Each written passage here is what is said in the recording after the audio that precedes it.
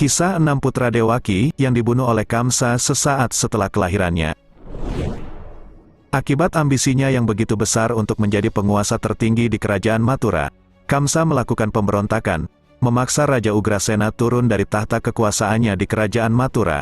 Melalui dukungan Banasura, Narakasura, serta Raja Jarasandha, ia menobatkan dirinya sebagai Raja Mathura yang baru. Kamsa memenjarakan Raja Ugrasena yang merupakan ayahnya sendiri di ruang bawah tanah kerajaan Mathura. Kamsa sesungguhnya bukanlah putra kandung Raja Ugrasena. Dia terlahir melalui hubungan terlarang Dewi Padmawati dengan Ashura Gobila yang menyamar sebagai Raja Ugrasena saat sang Dewi berada di kerajaan Widarbha. Resi Narada menyampaikan jika pada kehidupan sebelumnya Kamsa merupakan sosok Ashura hebat yang terbunuh dalam sebuah pertarungan sengit melawan Dewa Wisnu. Kamsa memiliki sepupu perempuan bernama Dewaki, putri Raja Devaka yang sudah dianggapnya sebagai adik kandungnya sendiri. Setelah menguasai tahta kerajaan Mathura, Kamsa berambisi menjadi raja tertinggi Wangsa Yadawa. Oleh karena itu dirinya mengatur siasat pernikahan Dewaki dengan Wasudewa putra Raja Surasena. Pernikahan Dewaki dan Wasudewa berlangsung sesuai dengan rencana jahat yang telah dibuat oleh Kamsa. Merasa bangga atas keberhasilannya, ia mengajukan diri menjadi kusir kereta pengantin menuju Mathura. Terdengar sabda dari langit, menyatakan bahwa hukuman atas semua kekejaman Kamsa akan segera tiba. Kelak anak ke-8 Dewaki akan menjadi takdir dari kematian bagi dirinya. Kehadirannya akan membawa kebebasan bagi negeri itu dari semua kejahatan Kamsa.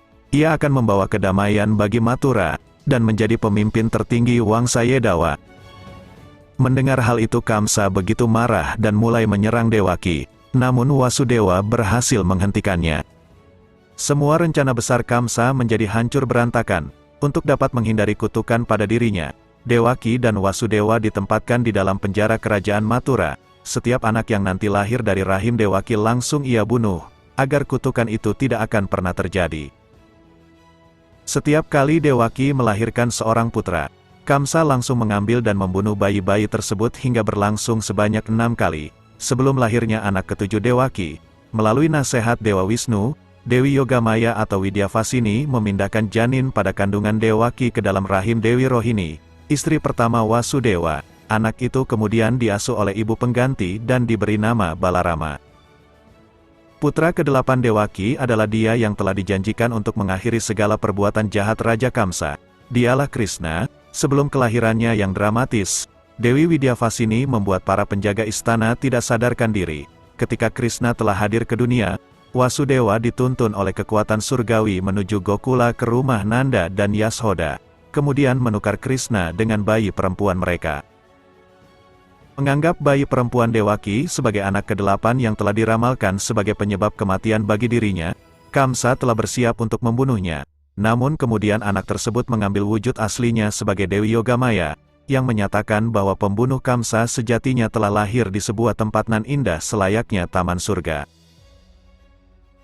Buku Sri Harivamsa bab kedua Wisnu Purana, menyebutkan 6 putra Dewaki yang telah dibunuh oleh Kamsa sebagai Satgarbha, yaitu 6 anak yang belum lahir. Ke-6 putra Dewaki tersebut diantaranya bernama Kirtimat, Susena, Udayin, Badrasena, Rijudasa, dan Badradeha. Lebih lanjut menurut kajian kitab Harivamsa, 6 putra Dewaki adalah perwujudan kembali putra Ashura Kalanemi, yang berkuasa pada Swayambhu Manwatara. Pada masa Swayambhu Manwatara, Maharesi Marici beserta pasangannya Dewi Urna memiliki 6 orang putra. Maharesi Marici merupakan salah satu dari putra terbaik Dewa Brahma. Karena telah memandang rendah terhadap kepribadian suci Brahma, ke-6 putra Resi Marici mendapatkan hukuman untuk kemudian terlahir dalam kehidupan yang lebih rendah sebagai golongan bangsa Ashura. Walaupun telah menjelma sebagai sosok Ashura, kesadaran ke-6 putra Maharesi Marici terkait dosa masa lalunya masih tetap melekat. Mereka terlahir sebagai putra Ashura Kalanemi, cucu dari Hiranyakasipu. Tanpa sepengetahuan Hiranyakasipu sebagai pemuja agung Dewa Brahma, ke-6 putra Kalanemi melakukan penebusan dosa atas kesalahan masa lalu mereka dalam sebuah pertapaan yang utama untuk memuja Dewa Brahma. Hiranyakasipu menjadi murka atas tindakan lancang ke-6 putra Kalanemi karena telah berani menyepelekan dirinya. Kemarahan Hiranyakasipu menghadirkan sebuah kutukan kepada ke-6 cucunya tersebut. Mereka dihukum dalam tidur yang sangat panjang di Patalaloka. kemudian akan terlahir di bumi sebagai golongan manusia, hingga pada akhirnya mereka akan mati dibunuh oleh perwujudan ayah mereka sendiri sesaat setelah kelahirannya. Satgarbha terlahir sebagai putra Dewaki dan Wasudewa, sedangkan ayah mereka Ashurakalanemi terlahir sebagai Kamsa. Demikian hingga Kamsa menjadi penyebab dari terbunuhnya keenam putra Dewaki sesuai dengan kutukan yang melekat pada kelahiran mereka. Dewa Brahma merestui segala bentuk meditasi penebusan dosa dari keenam putra Kalanemi, kemudian memberinya perlindungan dari segala sebab kematian mereka untuk nantinya dapat kembali menuju alam para dewa. Dalam Srimad Bhagavatam disebutkan bahwa berkat doa tulus Dewaki, Sri Krishna membawa kembali keenam saudaranya dari Sutala Puri Sri Bali Raja, wilayah kekuasaan Raja Bali, untuk mengantarkan para saudaranya bertemu dengan Dewaki, dan dengan petunjuk Dewa Brahma Sri Krishna mengembalikan mereka menuju alam para dewa.